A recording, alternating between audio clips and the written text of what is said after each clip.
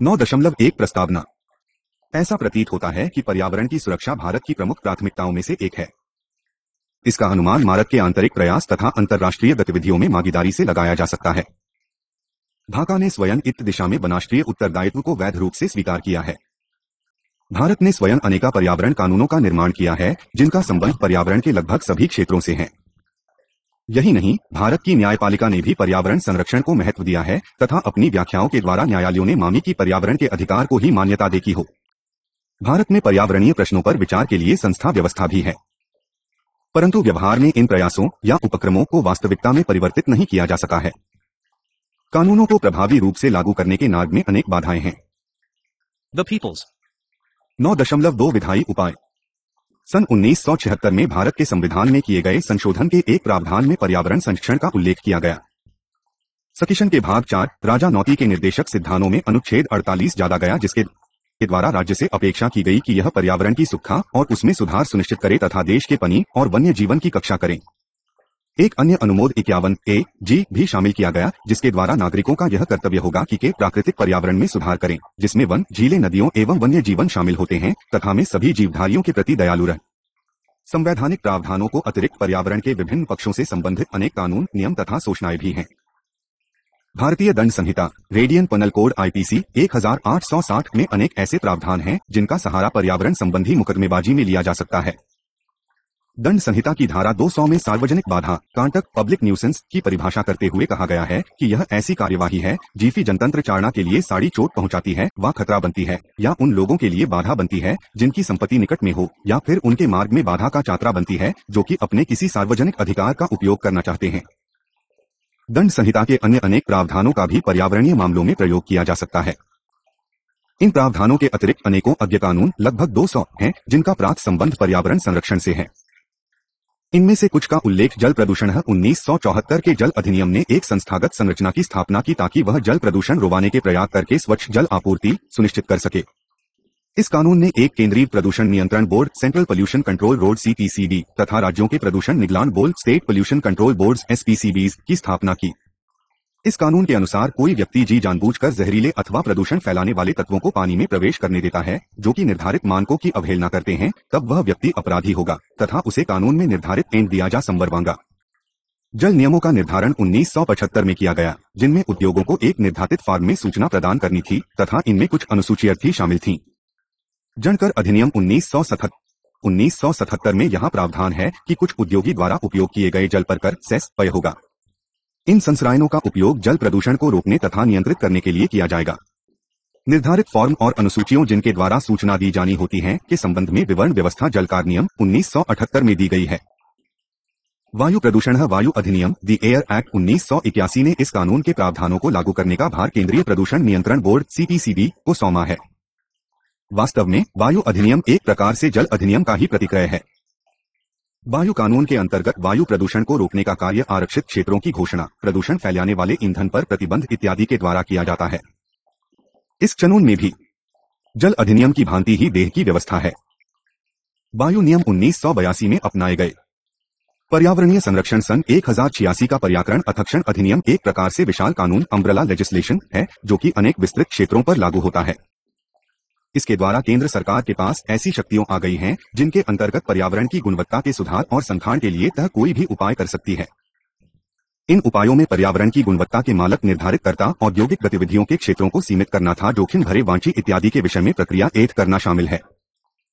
केंद्र सरकार किसी भी ऐसे उद्योग को बंद कर सवाती है जो कानूनों और नियमों की अवहेलना करते हो तथा वह पर्यावरण के लिए अनुपयुक्त स्थानों पर नए उद्योग स्थापित करने पर ठेक भी लगा सकती है। सन 1986 के पर्यावरण नियमों में उस मिशन मुश करने डिस्चार्ज के विषय में मानक निर्धारित करने की प्रक्रिया का उल्लेख है। इस कानून के अधीन अनेकों अधिसूचनाएं नोटिफिकेशंस जारी की गई हैं जिनमें पर्यावरणीय प्रभाव आकलन तथा सागरीय नियमन क्षेत्र से संबंधित अधिसूचनाएं शामिल है। जोखिम भरे द्रव्य हैजर्डस सब्सटेंसेस जोखिम वाले द्रव्यों से संबंधित अनेक कानून हैं। जोखिमी निरशक नियम हैजर्डस वेस्ट रूल्स 1989 में जोखिम भरे मलबे वेस्ट के रखरखाव और उनके निपटान के लिए जोखिम उत्पादक प्रजनकों जनरेटोरा को उत्तरकया उभराया गया है। कुछ ऐसे नियम भी है जिनका उद्देश्य पर्यावरण और मानव स्वास्थ्य की वंशगत प्रौद्योगिकी जीन टेक्नोलॉजी और सूक्ष्म जीवों माइक्रो ऑर्गेनियम्स से रक्षा करना है। इनमें यह भी व्यवस्था है कि पशुनाशक एनिमल पैथोजेंस, पौधों के कीटाणुओं तथा वांछित परिवर्तित जीआ जेनेटिकली मॉडिफाइड ऑर्गेनिजम्स से संबंधित समितियों की स्थापना की जाए। जोखिम भरे रसायनों संबंधी नियम 1989 को द्वारा ऐसे प्राधिकरण की स्थापना की व्यवस्था है जो जोखिमी रसायनों से संबंधित औद्योगिक गतिविधियों का निरीक्षण करें।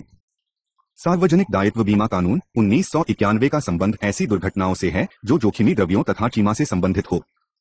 किसी दुर्घटना वो कारण हुई मृत्यु या जख्मों की स्थिति में निर्धारित सहायता देने का दायित्व कानून ने सद्यमों के स्वामियों को सौंपा है। सार्वजनिक पावित्र्य बीमा नियम 1991 में सहायता प्राप्त करने के लिए निश्चित प्रशासकीय प्रक्रिया का प्रावधान है। वन जंगलात वनों के प्रबंधन के संबंध में वैधानिक स्थिति की दो प्रासंगिकताएं हैं, उनका संबंध पारिस्थितिकी और आर्थिक दोनों दृष्टिकोणों से है। भारतीय वन अधिनियम 1927 जो औपनिवेशिक युग की देन है को राजस्व संबंधित नीति प्रतिबिंबित करता है। इसका संबंध मूलतः जंगलातों के उत्पादन के नियमन तथा लकड़ी पर कर लगाने से है। इस कानून ने राज्य सरकारों को यह अधिकार दिया है कि वे घोषणा जारी करके किसी भी वन भूमि व निस्सथक उपयोगरहित भूमि को आरक्षित वन घोषित कर दें। इस प्रकार के वनों एवं चनोत्पादों पर स्वामित्व प्राप्त कर सकती हैं। किसी भी आरक्षित वन की गतिविधियों का नियमन सरकार तार सकती है। वन संरक्षण अधिनियम फॉरेस्ट कॉन्जर्वेशन एक्ट 1980 में जंगलात के पारिस्थितिक मूल्य पर विशेष बल दिया गया है।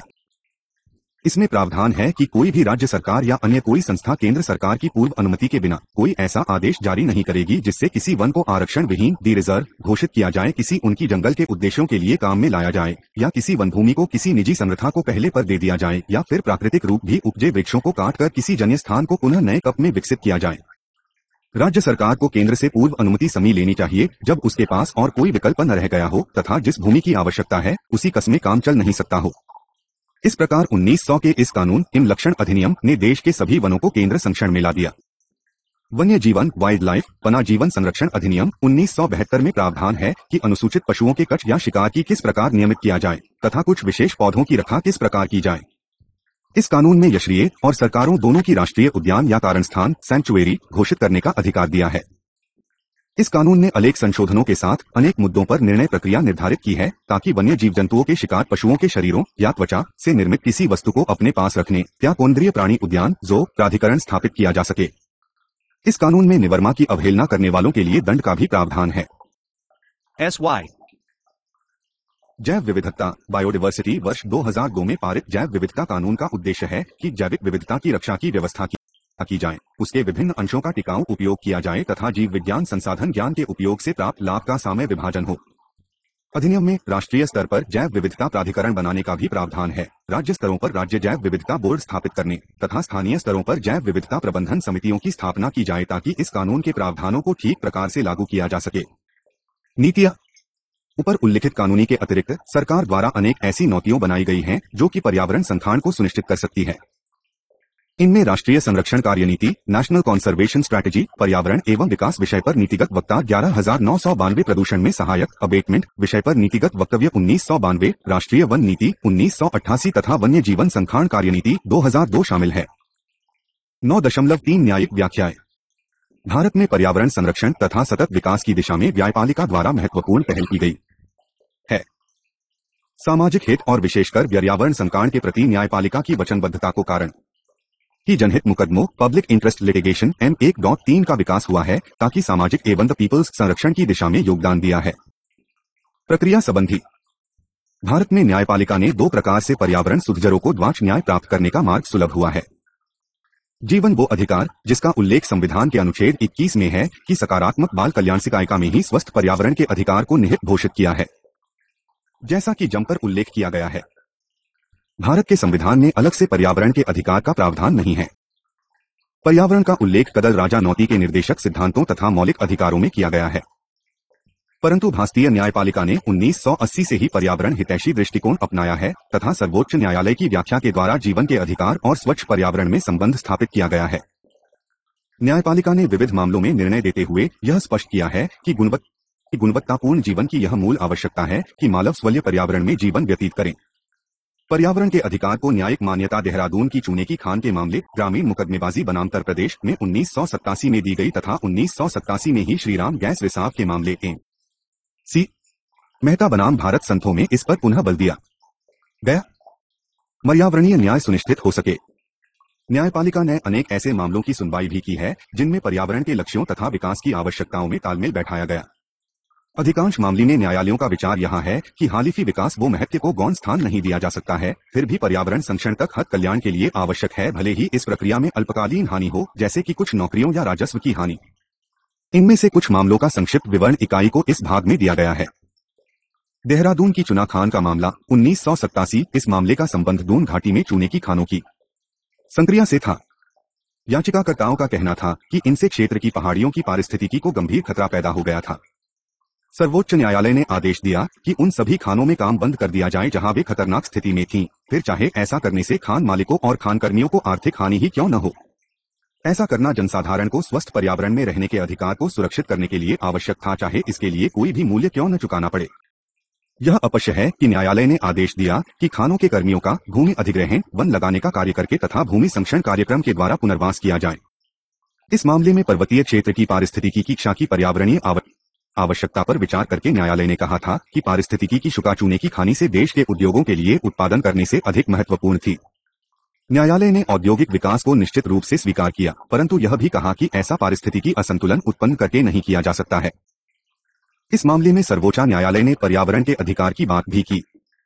श्रीराम गैस रिसाव मामला 1987। श्रीराम गैस रिसाव के मामले में न्यायालय ने आदेश दिया कि उस जोखिम भरे कारखाने को तुरंत बंद किया जाए जिससे गैस रिसाव के कारण एक कमी की मृत्यु हो गई तथा अन्य अनेकों के जीवन संकट में पड़ गए। न्यायालय ने कहा कि राज्य का अधिकार है कि जोखिम भरी औद्योगिक गतिविधियों पर रोक लगा सकें ताकि जनसाधारण के स्वच्छ पर्यावरण में रहने के अधिकार की सुनिश्चित किया जा सके। न्यायालय में नशा का भी उल्लेख किया, जिनके पूरा करने पर ही जीखनी उद्यमों को पुनः कार्य करने दिया जाएगा। इस मामले में न्यायालय ने पूर्ण चायत्व के सिद्धांत का विकास किया ताकि अनुच्छेद 21 की व्याख्या के अनुसार मुआवजा दिया जा सके। इसके अतिरिक्त न्यायालय ने यह भी कहा कि जीवन के अधिकार में प्रदूषण के जोखिम से पीड़ित व्यक्तियों को मुआवजा मांगने का अधिकार भी निहित है।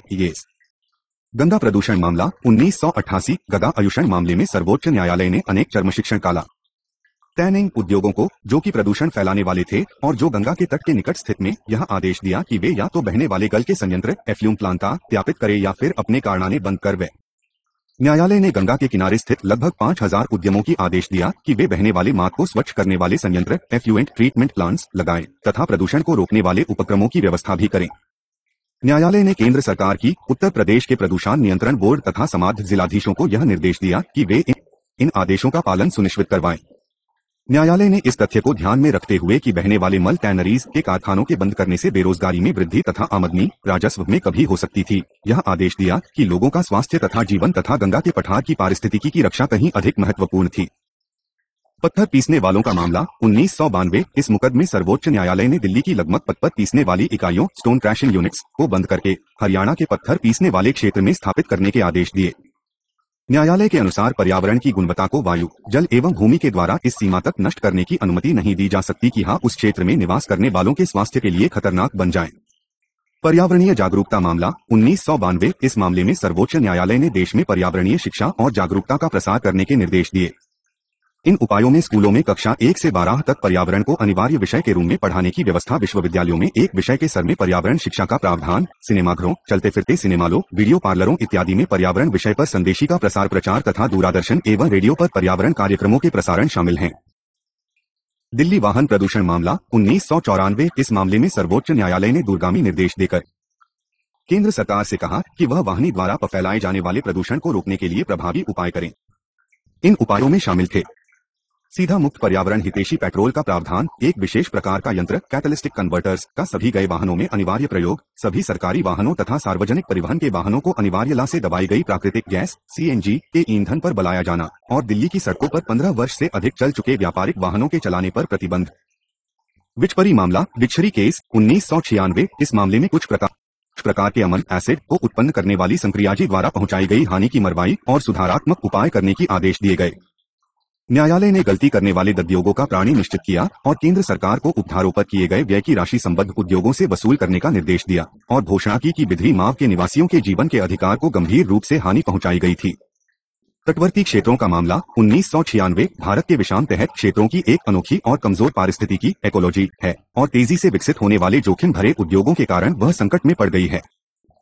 चाहे इस प्रकार के उद्योगों के तहत क्षेत्रों में विस्तार संक्रिया और प्रक्रिया पर प्रतिबंध है। राज्य सरकारी और केंद्र शासित प्रदेशों ने कानून की अनेकों के बावजूद तथ्यर्थी क्षेत्रों में प्रबंध के लिए योजनाएं तैयार नहीं की थी। इस मामले में सर्वोच्च न्यायालय ने निर्देश दिया कि इस संबंध में सभी राज्यों और केंद्र शासित प्रदेशों को कानूनी आवश्यकताएं पूरी करनी चाहिए तथा निर्धारित तिथि तक तटवर्ती प्रबंधन योजना बनानी चाहिए। ताजमहल का मामला 1997। इस मामले में सर्वोच्च न्यायालय के आदेश दिया कि ताजमहल की आसपास 10,400 वर्ग किलोमीटर क्षेत्र ताज ट्रापेजियंट में किसी कोयला आधारित उद्योग की अनुमति नहीं होगी। प्रदूषण फैलाने वाले उद्योगों से कहा गया कि या तो वे स्वच्छ ईंधन का प्रयोग करें या फिर वे सुरक्षित क्षेत्र से बाहर अपने कारखाने हस्तांतरित करें। केंद्र सरकार और राज्य सरकार को निर्देश दिया गया कि ताजमहल के आसपास हरित पट्टी की व्यवस्था करें और अबाध रूप से बिजली की आपूर्ति की जाए ताकि डीजल से चलाए जाने वाले जनरेटरों की आवश्यकता न पड़े। प्रॉन मछली पालन प्रॉन फार्मिंग मामला 1997। इस मामले का संबंध जाल कृषि एक्वाकल्चर फार्मिंग के कारण पर्यावरण की बड़े पैमाने पर क्षति से था। यह क्षति तटीय क्षेत्रों में हो रही थी। सर्वोच्च न्यायालय ने निर्णय दिया कि तटीय नियमित क्षेत्र में झींगा कृषि पालक तालाब श्रिम्प कल्चर पॉन्ड स्थापित नहीं किया जाएगा। कुछ सुधारों के साथ इस क्षेत्र में केवल पारंपरिक झींगा कृषि ही हो सकेंगी। साथ ही केंद्र सरकार को निर्देश दिया गया कि वह एक ऐसा प्राधिकरण स्थापित करे जिसके पास सभी आवश्यक शक्ति हो और कोमल कमजोर तटीय क्षेत्रों की आवश्यक सुखा कर सके। इस प्रकार सर्वोच्च न्यायालय ने अनेक बार पर्यावरण संरक्षण की पहल के पक्ष में मत व्यक्त किया है। क्षेत्रीय प्रदूषण मुक्ति संघर्ष समिति बनाम उत्तर प्रदेश राज्य 1990 में सर्वोच्च न्यायालय ने इस बात पर बल दिया कि प्रत्येक नागरिक को गुणवत्तापूर्ण जीवन का मौलिक अधिकार है। इसी प्रकार सुभाष कुमार बनाम बिहार राज्य 1991 में न्यायालय ने कहा था कि जीवन के अधिकार में प्रदूषण मुका जाल और वायु से परिपूर्ण जीवन निहित है। उमर केवल कुछ ही मामलों का उल्लेख किया गया है जिनके द्वारा सर्वोच्च न्यायालय ने प्रदूषण मुक्त पर्यावरण के लिए महत्वपूर्ण कदम उठाए।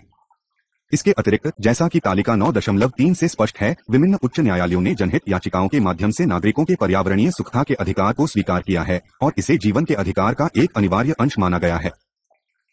1980 और 1990 के दशक में भारत में पर्यावरण संरक्षण की दिशा में जनहित वाहिकाओं अधिकाधिक प्रयोग हुआ। पर्यावरण को रखने कार्य में सर्वोच्च न्यायालय तथा एका न्यायालयों के आरंभिक क्षेत्राधिकार का संविधान के अनुच्छेद 32 और 326 का आश्रय लेकर महत्वपूर्ण जारात किए गए। इसके अतिरिक्त न्यायालयों ने स्वास्थ्य और स्वच्छ पर्यावरण के मूल अधिकार के क्षेत्र का भी विस्तार किया है। जिन अन्य विषयों पर जनहित याचिकाओं के द्वारा सर्वोच्च न्यायालय ने निर्णय किए उनमें शामिल हैं नगरों के ठोस मलबे को ठिकाने लगाने, जोखिम भरे मलबे को निस्तारने, कीटाणुनाशक दवाओं के उत्पादन और उसकी बिक्री का नियमन, दिल्ली को भूमिगत पानी में होती कमी, depletion of ground water, Kolkata में हुगली नदी के साथ साथ स्थापित प्रदूषण फैलाने वाले उद्यमी को बंद करने, तटीय क्षेत्रीय की प्रबंधन समितियों की स्थापना, पशुओं के प्रति दया, जनजातीय लोगों और नछुआरों के विशेषाधिकार, हिमालय तथा वनों की पारिस्थितिकी व्यवस्था, पारिस्थितिकी पर्यटन, भूमि के प्रयोग के प्रतिमान तथा विकास परियोजनाएं इत्यादि। उच्च न्यायालय ने हाथी दांत जीव व्यापार वन क्षेत्रों में खानों के लिए पट्टे पर देने की वैधता तथा मुंबई में पक्षियों की बेचने जैसे विषयों पर भी निर्देश दिए हैं। जनहित याचिकाओं के द्वारा समाज के अनेक वर्गों ने पर्यावरण संरक्षण के लिए पहल की। इनमें वकीलर्जी के संगठन, पर्यावरणविद कल्याण मंत्र तथा न्यायाधीशन तक शामिल हैं। पर्यावरण समर्थक वकीलों ग्रीन लॉयर्स जैसे कि एम मेहता तथा न्यायाधीशों ग्रीन जजेस जैसे कि न्यायमूर्ति कुलदीप सिंह एवं न्यायमूर्ति कृष्ण अय्यर ने पर्यावरण संबंधी पहल को सशक्त बनाने के लिए महत्वपूर्ण उपाय किए। वस्तु हमें जनहित याचिका व्यवस्था की मूलभूत कमियों को भूलना नहीं चाहिए। इनमें से कुछ दोष धीमाए मुकरेनों की तकनीकी प्रकृति से संबद्ध होते हैं क्योंकि उनका निर्णय करने के लिए न्यायाधीशों को स्वायत्त वैज्ञानिक तंत्र की आवश्यकता पड़ सकती है। कानून की बारीकियों की व्याख्या प्रत्येक न्यायाधीश की पर्यावरण संबंधी समस्याओं की समझ पर निर्भर करती है। कुछ भी हो, विधायिका और कार्यपालिका को पर्यावरण संरक्षण में पहल करनी चाहिए। जनहित याचिकाओं की समस्या यह है कि समाज के विभिन्न वर्गों के हितों में प्रायः संघर्ष भेद होता है। आत्म निर्णय लागू करने में कठिनाई हो सकती है। प्रगति की समीक्षा कसो रहना एक बड़ी चुनौती है। यदि न्यायालयों के पर्यावरण अनुकूल निर्णय सही प्रकार से लागू किए जाएं तभी वास्तविक पर्यावरण संरक्षण हो सकता है। 9.4 संस्थागत तंत्र 1972 में स्थापित पर्यावरणीय नियोजन एवं समन्वय की राष्ट्रीय समिति national committee on environmental planning and coordination (NCEPC) पहले पर्यावरण संरक्षण संबंधी सर्वोच्च निकाय भी। 1980 में एक पृथक पर्यावरण विभाग की स्थापना हुई जिसके कार्यों में पर्यावरण संबंधी कार्यक्रमों को प्रोत्साहन देना और जन का समन्वय करना शामिल थे। एक पूर्ण शक्ति संपन्न पर्यावरण एवं वन मंत्रालय को 1985 में स्थापित किया गया ताकि वह राष्ट्रीय स्तर पर पर्यावरणीय सुरक्षा कार्यक्रमों की देखभाल कर रहे। यह मंत्रालय केंद्रीय स्तर पर पर्यावरणीय कार्यक्रमों के नियोजन, प्रोत्साहन तथा नीति निर्धारण के लिए उत्तरदायी मुख्य निकाय है। इस मंत्रालय के अधीन 6 क्षेत्रीय कार्यालय हैं। पर्यावरण एवं वन मंत्रालय के प्रमुख कार्य है पर्यावरण नीति का निर्माण करना, पर्यावरण संबंधी कानूनी का क्रियान्वयन, प्रदूषण की समीक्षा तथा प्रदूषण नियंत्रण, पारिस्थितिको विकास, पर्यावरण संबंधी सोच, शिक्षा प्रशिक्षण, जागरूकता, वन संरक्षण, वन्य जीवन सुरक्षा, औद्योगिक और विकास परियोजनाओं के लिए पर्यावरण संबंधी अनुमति। यह मंत्रालय संसद को प्रति पत्तरदागी है। इसके अतिरिक्त राज्यों के अपने पर्यावरण एवं चंद विभाग है जो राज्य स्तर पर कार्य करते हैं। 1974 में गठित केंद्रीय प्रदूषण नियंत्रण बोर्ड CPCB के कार्यों में प्रमुख है जल अधिनियम वाटर एक्ट का क्रियान्वयन। बाद में इसने 1981 के वागू अधिनियम के क्रियान्वयन का भार ग्रहण कर लिया। नियंत्रण बोर्ड एक कानूनी तौर पर स्थापित निकाय है जो पर्यावरण मंत्रालय से संबद्ध है। यह बोर्ड औद्योगिक प्रदूषण को नियंत्रित करने और रोकने के लिए उत्तरदायी है। इसके कार्यों में शामिल हैं तकनीकी अनुसंधान, सूचना प्रसार, प्रशिक्षण एवं जागरूकता, जल और वायु की गुणवत्ता के मानक स्थापित कला तथा जल और वायु प्रदूषण को रोकने और नियंत्रित करने की योजना बनाना और कार्यक्रमों का नियोजन करना। राज्य स्तर पर इसी प्रकार के कार्य राज्यों के प्रदूषण नियंत्रण बोर्ड करते हैं। राष्ट्रीय पर्यावरण अपीलीय प्राधिकरण का गठन 1997 में किया गया था ताकि यह पर्यावरण नियंत्रण अधिकारियों के निर्णयों के विरुद्ध शिकायतों की सुनवाई कर सके। 2002 के जैव विविधता कानून के अंतर्गत संस्थान के मुद्दा पर विवाद करने के लिए एक नई संस्थागत व्यवस्था विचाराधीन है। इसमें राष्ट्रीय जैव विविधता प्राधिकरण, राज्यों के जैव विविधता बोर्ड तथा जैव विविधता प्रबंधन समितियों शामिल होंगे। पर्यावरण संकाय की पहल में अन्य अनेक संगठनों का योगदान होता है। ये मंत्रालय द्वारा स्थापित स्वायत्त निकाय है। भारत का प्राणी विज्ञान सर्वेक्षण zoological survey of India, Bharat का वनस्पति सर्वेक्षण botanical survey of India, Bharat का वन प्रबंधन संस्थान, इंदिरा गांधी राष्ट्रीय वन अकादमी, वन अनुसंधान संस्थान फ्राइडे, भारत का वन्य जीवन संस्थान वन, जंगलात अनुसंधान और शिक्षा की भारतीय परिषद और राष्ट्रीय पर्यावरण अभियंता शोध संस्थान जैसी तकनीकी एवं अनुसंधान संस्थाएं पर्यावरण विधायन और नीति निर्धारण प्रक्रिया में महत्वपूर्ण सहयोग देती हैं। 1992 में पारित भारत के संविधान के 73वें और 74वें संशोधन पंचायत और नगर पालिकाओं को पर्यावरण प्रबंधन में महत्वपूर्ण भूमिका सौंपी है। पंचायतों का उत्तरदायित्व है कि वे भूमि सुधार, मृदा संरक्षण, जल प्रबंधन, सामाजिक और कृषि वनीकरण इत्यादि की देखभाल करें। नगर पालिकाओं को शहरी नियोजन, टाउन प्लानिंग, ठोस मलबा प्रबंधन, शहरी वनीकरण तथा नगरीय विकास के पारिस्थितिकी पक्ष के लिए उत्तरदायित्व सौंपा गया है। पर्यावरण संरक्षण से संबंधित सरकारी संस्थाओं और एजेंसियों के अतिरिक्त भारत में अनेक गैर सरकारी संगठनों का भी तेजी से विकास हुआ है जो पर्यावरण संरक्षण में कार्यरत हैं। ये गैर सरकारी संगठन प्राय सरकारी तंत्र और जनता के बीच कही का काम करते हैं। भारत में गैर सरकारी संगठनों की भूमिका का विवेचन इकाई 12 में किया गया है। जहां तक सामाजिक आर्थिक विकास का संबंध है, समस्याएं अलग अलग क्षेत्रों से संबद्ध है तथा के क्षेत्रीय व समुदाय स्तर पर उमलती है। भारत सरकार द्वारा की गई पहल की समीक्षा अना इकाइयों में की गई है।